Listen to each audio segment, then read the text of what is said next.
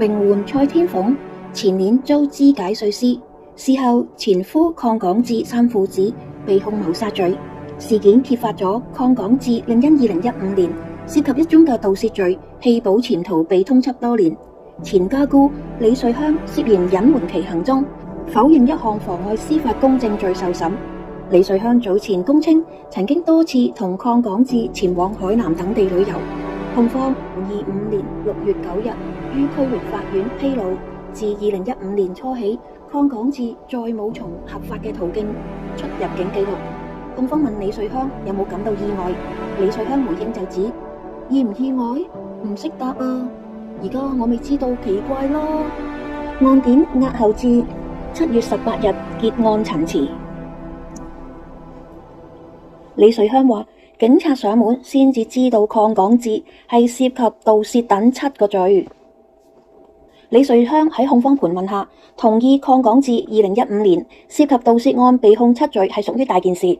控方就質疑李瑞香早已經知情，李瑞香就反駁話：我響警察上門我先知咋，即係2017年，因為當時每1-2個星期先至一齊食飯一次。控方就引述指蔡天鳳母親張燕花早喺2014年警方調查嘅時候已經知道呢件事。李瑞香就解釋話鄺港智同阿鳳媽一齊住，佢哋好親密㗎，佢哋知嘅嘢我未必知嘅。鄺港智就回覆賠咗錢啦。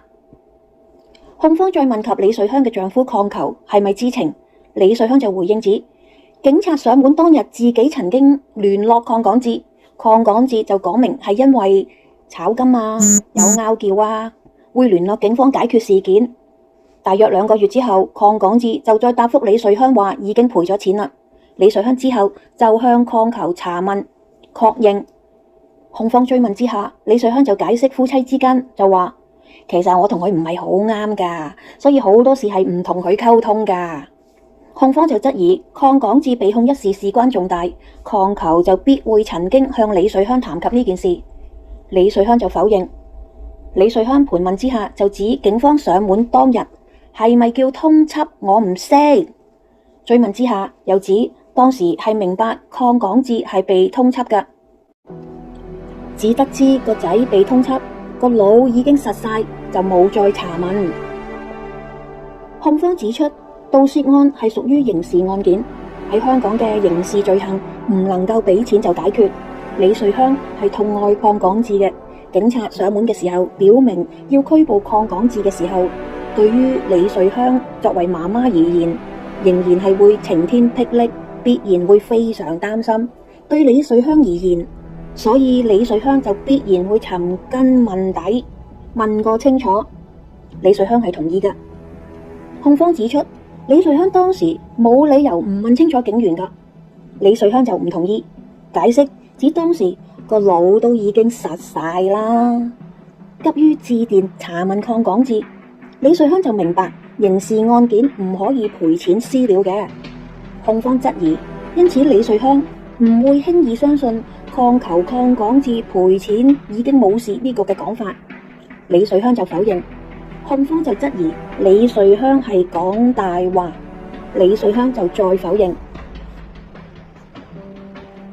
控方指李瑞香早知道鄺港智被通緝，故不感奇怪。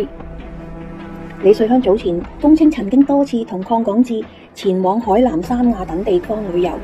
控方披露，根據入境處嘅記錄，自2015年1月起，鄺港智就再冇循合法嘅途徑出入境嘅記錄。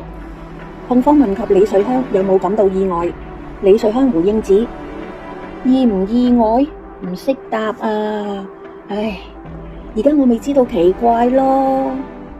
控方質疑李瑞香從未向鄺港智問及其出入境嘅途徑，因為唔問得，唔講得。而且李瑞香從唔感到奇怪，因為根本就早知道鄺港智係正被通緝，亦都因此兩人係從未一齊返港。李瑞香對以上所講嘅悉數否認。